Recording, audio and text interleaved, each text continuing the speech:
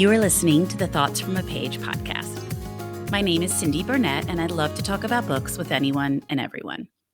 While listening to my podcast, you will hear author interviews, behind-the-scenes conversations about other aspects of the publishing world, themed discussions with other book lovers, and more. For more book recommendations and a complete list of every podcast episode, check out my website, thoughtsfromapage.com, and follow me on Facebook and Instagram at Thoughts From A Page. This week, I'd like to ask anyone who enjoys this podcast to please review it wherever you listen if you have a few minutes. Thanks so much to those that already have. It does not need to be a long review. Just a couple of sentences would be so useful.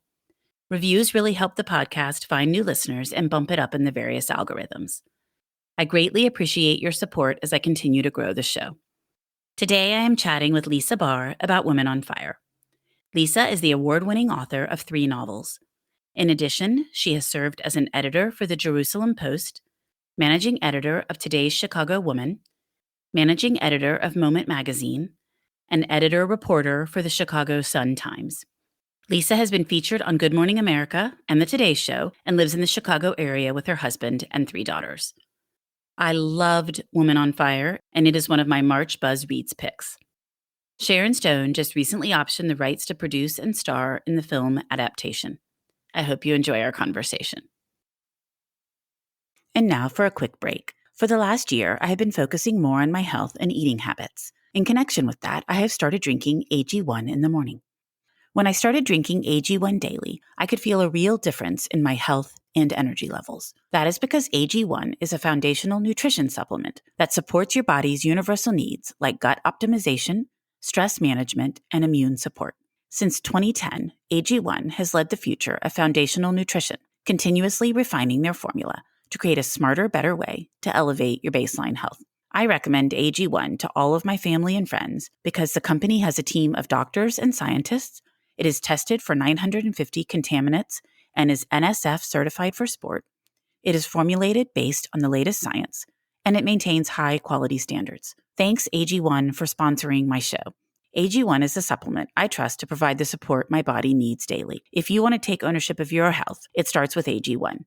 Try AG1 and get a free 1-year supply of vitamin D3K2 and 5 free AG1 travel packs with your first purchase. Go to drinkag1.com/thoughtsfromapage. That's drinkag1.com/thoughtsfromapage. Check it out. And now back to my show. Welcome, Lisa. How are you today? I'm doing great. How are you, Cindy? I also am doing great, and I'm so excited to talk with you because I love, love, love Women on Fire. Oh, thank you so much. I saw you posted something and I was so touched and excited about it. Well, and I was just looking it up on Goodreads because I read it a while ago, so I was just making sure I had all the details in my mind and seeing what other people had said, and you have a 4.7 rating on Goodreads. Wow. Do you know that I haven't looked at it? Because I did in the beginning just a little bit, but it's almost that nervous feeling before the book has come out, and I just sort of want to stay on track. But my husband does look at it, so I kind of hear through him a little bit how things are going.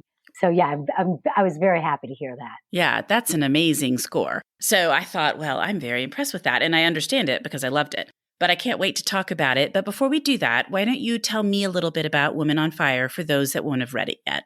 So Women on Fire is a gripping tale of a young, savvy journalist who's 24 years old, and she's from Chicago, and she gets embroiled in a major, dangerous international art scandal, and it's centered around a Nazi-looted masterpiece. So how did you come up with the idea for this one? There's sort of a lot of different components. Obviously, the Nazi-looted art is fascinating, and I'm curious how you got involved in that. But also, a particular missing painting. I'm assuming you created this painting, and then your main characters. Yes. Okay, so my debut novel is called Fugitive Colors, and that came out in about 2013.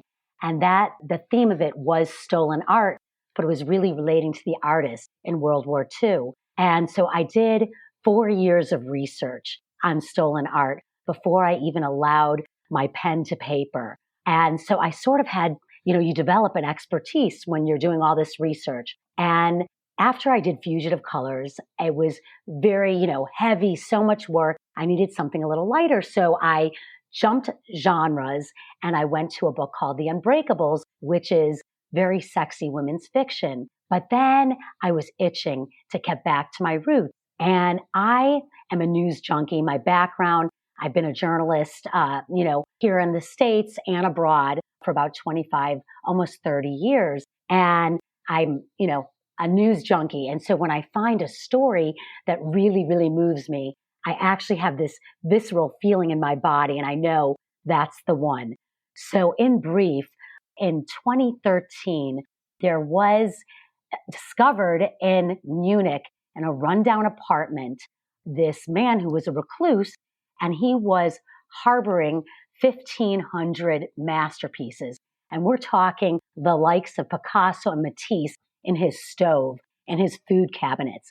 Well, it turns out that he is the son of Hitler's art thief, Hildebrand Gerlit. And so it was a huge art scandal, and it kind of blew away the whole art world. They had never seen anything like this in decades.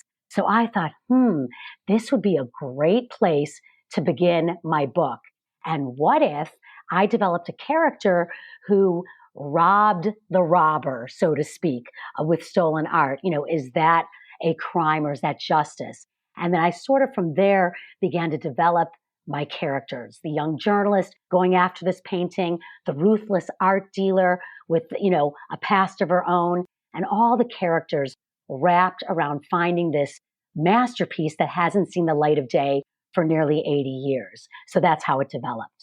Oh my goodness. I don't think I'm familiar with that story. What did they do with all of those pieces that they found in his apartment? So it gets very scandalous. And basically, a lot of people who were looking for their paintings. In fact, someone that I met through Fugitive Colors, my first book, she had a Matisse that was in the stove. And it took her about 9 years, and she was able to get the painting back. But a lot of people had a lot of interest in this. And so what happens in the middle of this whole scandal, he dies, and he bequeaths this entire treasure trove to this small, nondescript, no one really heard of it, museum. And they said that they weren't going to keep any Nazi looted paintings. So just very recently, there was a big revealing after about, 8 years of harboring these paintings. I think about 40 of them, they said, were Nazi looted art, and many others they were still looking into. So this story is not over, far from over. But that's where that's at with the Gerlit collection. In my book, it's called the Geisler collection. And so I based it, a lot of the details are of course changed and fictionalized, but I based that stolen treasure trove on this whole real life story. In addition, I have an artist in my first book that was sort of a fictional founder of the Expressionist movement in Germany. So in Woman on Fire, it is his painting before he was murdered by the Nazis, his last painting, which is considered a masterpiece. So I kind of tied it in.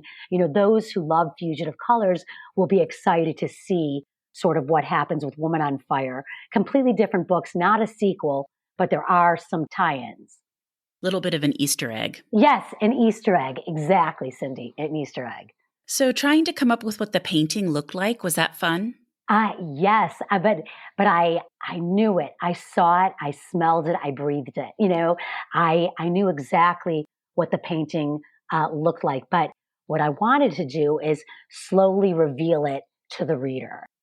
Obviously, as you get into it, everyone has their take on the painting, except the one thing that is, obviously the painting, and there's no spoilers here, is called Woman on Fire. So for me, I wanted to develop this beautiful woman engulfed in flames and giving it sort of the expressionist brushstroke, to it. And so, very interesting in the expressionist movement, which Hitler and the Nazis, they despised it because it was everything they were not. Very chaotic and frenetic and up for interpretation. So the expressionism is how art makes you feel. Not what you're seeing, how it makes you feel. So that was really important in the line of the story that it was that type of painting, for me at least. Well, I liked that. And I felt like you made me be able to visualize the painting eventually, which I just thought was wonderful. Brett, I'm so happy to hear that. Good. Well, back to your research. What was the most interesting thing you discovered while you were doing your research? Well, obviously the more I poured through this Gurlitt story, that was, fascinating. Lots of different things have come up as I've been researching. There's been at least six in the last, I would say 6-7 weeks, major stories in the New York Times about stolen art or someone getting their painting back or a museum revealing that they are indeed holding on to this stolen art. And even last week, the Supreme Court of the United States is hearing a stolen art case. And so I think the most interesting thing to answer your question is that this is a story that took place 80 years ago, and yet it is still alive and vibrant. And really, the art and the assets are the very last thing that exists in terms of World War II, because, obviously with time, the Nazis have all died out, and so have the survivors, for the most part. So this is what lives on. And for me, writing about this, I felt like there was like a motor inside me. I just felt it so deeply writing this aspect of, say World War II fiction.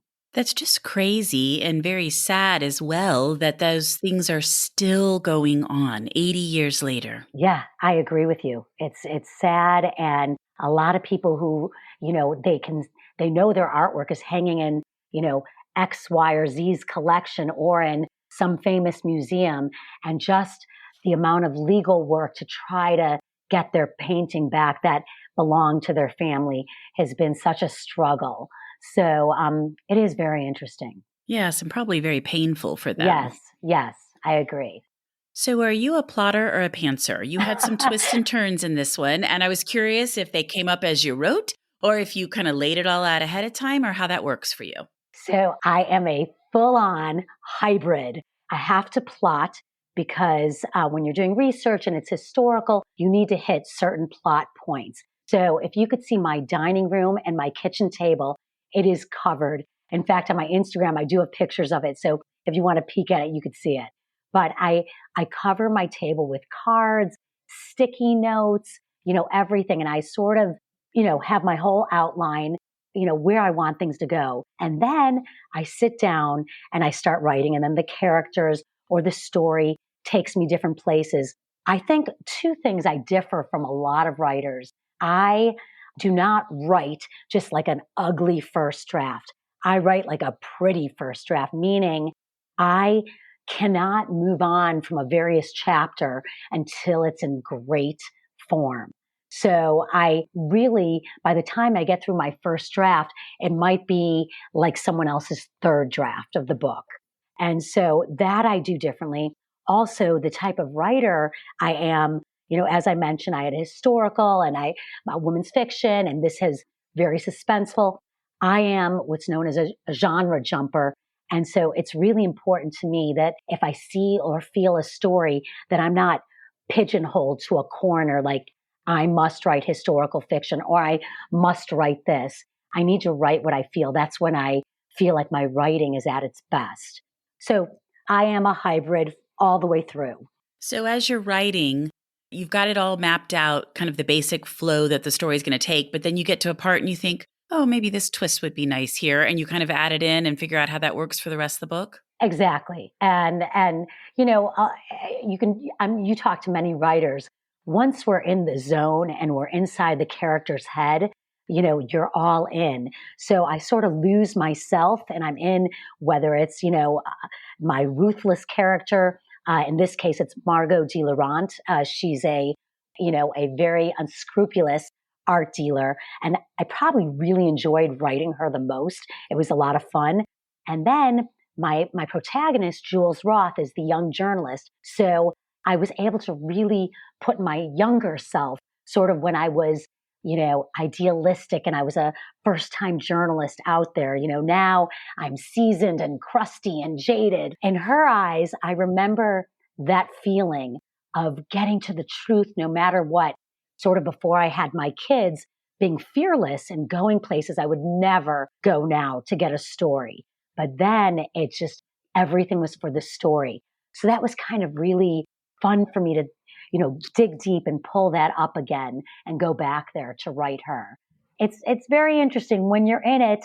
I think even anyone who is a full-on plotter, once they're in the zone of their characters, it just changes up. You can't go exactly to a plot or to an outline. It just moves and changes. I think that's right, because you'll have different ideas as you're developing different characters. Exactly. But there are certain authors like Jane Harper who does an incredibly detailed outline. I mean, she starts from the beginning with her outline, and her outline is like so many pages. It is pretty much almost like the complete scaffolding for the book, and then she just fills it in. So it goes well beyond, an outline where you're then filling in the details. It's almost like she kind of drafts it all in outline form and then writes the story. But I think for most people, yes, as you're going, you're going to probably think, oh, I should have them do this, or maybe they're telling me they would do this, or however it's going to work. Yes, exactly. I have another writer friend, B.A. Shapiro. She did The Art Forger, Barbara Shapiro. She is an extremely detailed outliner, and has the whole rhythm and the algorithms. And it's really unbelievable to see what she does and how she develops her outline. I totally respect that. It's just not how I can write, but I totally respect that. Oh, absolutely. I mean, to me, that's the fascinating part, is that you can take somebody on that end all the way to the full-on pantser, and then everybody's somewhere in between. I mean, nobody has the exact same way that they write, which is wonderful because it means there's a million ways to do it correctly. Absolutely. Yeah. Yes. I agree. So Margot is your favorite character to write. Who is your least favorite? My least favorite?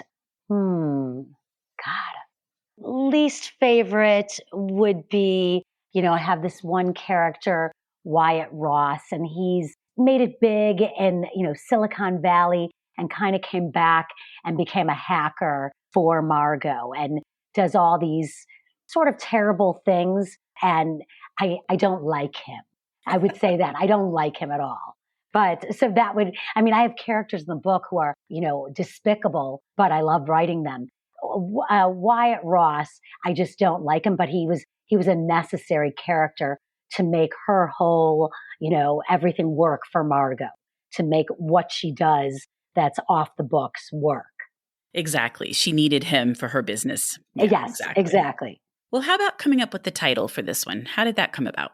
The title was mine. I know a lot of times when it gets to the publishing house, it changes, but I knew from the get-go that it was going to be the painting, the name of the painting. So once I had the image of the painting in my mind, the title, what probably took me just a few minutes to come up with, I said, oh, it is Woman on Fire. And I was praying after I turned it in, oh, please don't change my title. Please don't change my title, because I really felt it with every inch of me.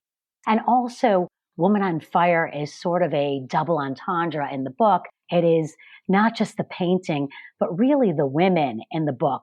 So for me, it just expressed everything, and that really worked for me. It could be Jules, it could be Margot, it could be the painting. And it's all three. Right. And it's even the woman in the painting. Right. And so I'm meaning not just the painting, but the actual woman herself. So that to me was the title, that just completely went with the book. Well, let's talk about your stunning cover. I just love it. Do you just love it? I love it. I love it. And, it's so funny. Right before I got on this interview with you, I got a peek at my British cover, and it is unreal. It is just fiery and powerful. So I'm super excited what various covers are going to look like. This cover just really worked for me because it sort of had all the ingredients. I wanted the painting. I wanted Jules, but I wanted sort of a modern Jules. So if you look at her, she has this Meghan Markle type of bun in her hair, like kind of that loose, knot in the back, and also looking in on history. So I felt like the art department at HarperCollins really, really got it right. Thank you. Thank you for that. But I really love the cover as well. The colors complement each other well. I mean, it all just goes together so beautifully. Thank you. I really appreciate it. Is the UK version coming out on March 1st as well? It is coming out in April right now, sort of slated for April.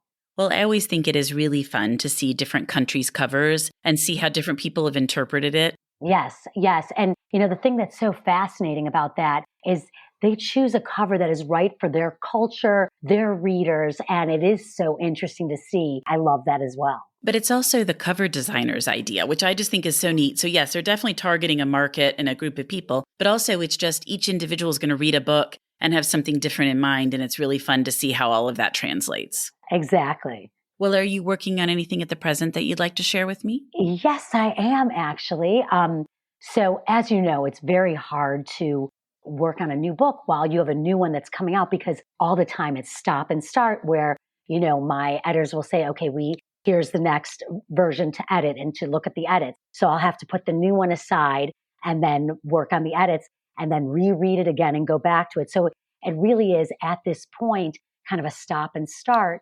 But, every time I try to pull away from World War II, it pulls me back in. So I'm working on a story about an actress with a secret past that connects to World War II. It's really fun to sort of write it from, she was an actress back in Europe too. And then things obviously happened during the war. And then she left her past behind and became a famous actress here with a whole made up past that everyone bought it.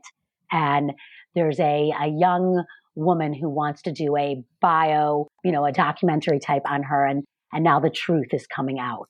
And so it's been fun to write. That sounds really good. Thank you. Thank you. Now, you do a really fun thing on Instagram, carpool karaoke. Do you want to talk a little bit about that? Yes. So it's been sort of just, as authors, social media is a big way to get our books noticed and out there and, all of that. And so I thought, what if I could, I have 3 daughters and they're all in their 20s. But I thought, wouldn't it be great as authors to be able to give back to Generation Z, Gen Z, and kind of give the advice that all the things that we know now and, sort of that what would be the one thing you would tell your younger self? And so this was a perfect connection to Woman on Fire. And as I mentioned, Jules Roth is a 24-year-old journalist. So for me, what would I tell Jules Roth if I could? And so it was so interesting when I pitched authors on it, I just kept getting so much interest. So at this point, I have 62 authors and I do a weekly gig and try to coordinate it with maybe if that particular author has a book launch or something really special happening. So it's been about 6 weeks of it. And I'm going to be it's going to be a year-long campaign for sure. And basically, I introduce Woman on Fire and I say, what does it take to become a woman on fire? What one thing would you tell your younger self?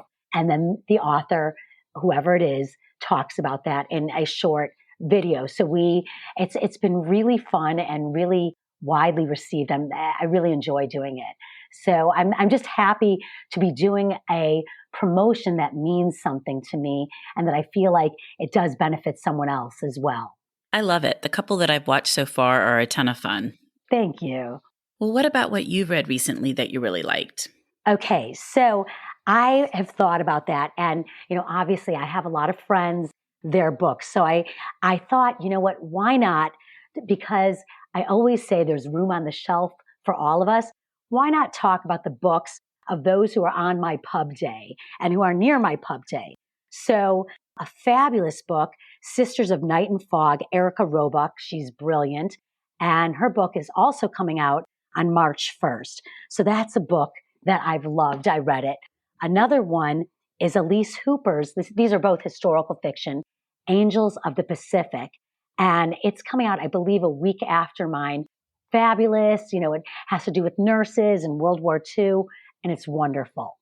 I'm also doing a book gig with a writer named Erika Katz, and she has a book coming out very soon called Fake, and it has to do with art and art forgery, and I thought that was a great connection. And lastly, the one that I just finished, and I'm sure you loved it as well, was The Paris Bookseller by Kerri Maher, and it's brilliant. And it all takes place wrapped around how Shakespeare and Company in Paris came to be, and James Joyce, Ulysses, and all the people around, in the 1920s, which I'm convinced I must have lived there in my last life as a painter, because I keep coming back there, to it, and I keep writing about it. But those are some fabulous books that are out there and are launching very soon. I love Shakespeare and Company. I've actually been there a number of times, and it's such an interesting bookstore. And I didn't know all of its history.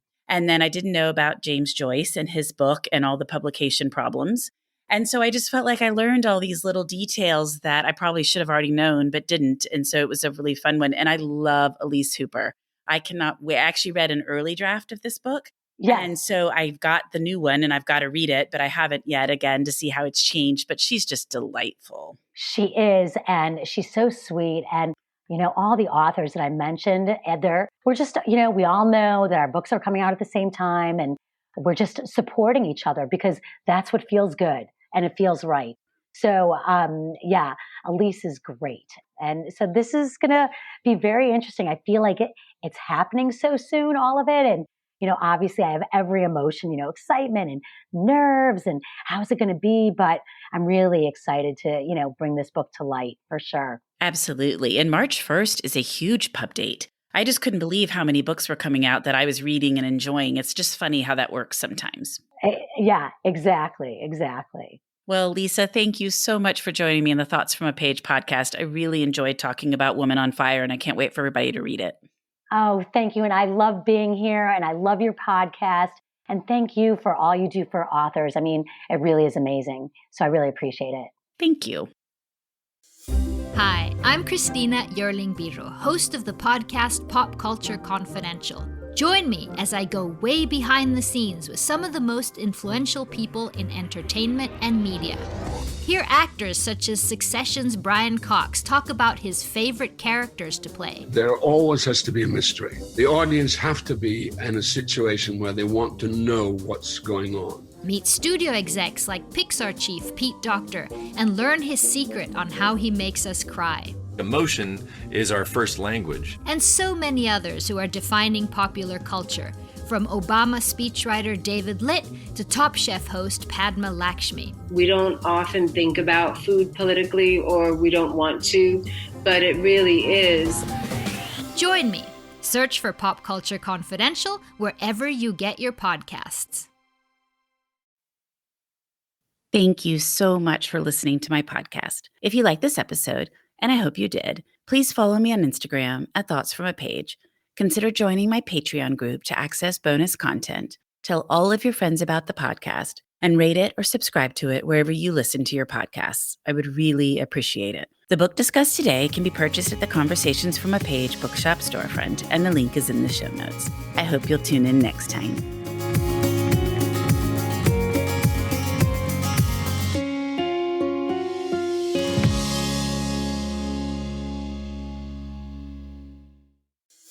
Hi, I'm Christina Yerling Biro, host of the podcast Pop Culture Confidential. Join me as I go way behind the scenes with some of the most influential people in entertainment and media. Hear actors such as Succession's Brian Cox talk about his favorite characters to play. There always has to be a mystery. The audience have to be in a situation where they want to know what's going on. Meet studio execs like Pixar chief Pete Docter and learn his secret on how he makes us cry. Emotion is our first language. And so many others who are defining popular culture, from Obama speechwriter David Litt to Top Chef host Padma Lakshmi. We don't often think about food politically, or we don't want to, but it really is. Join me. Search for Pop Culture Confidential wherever you get your podcasts.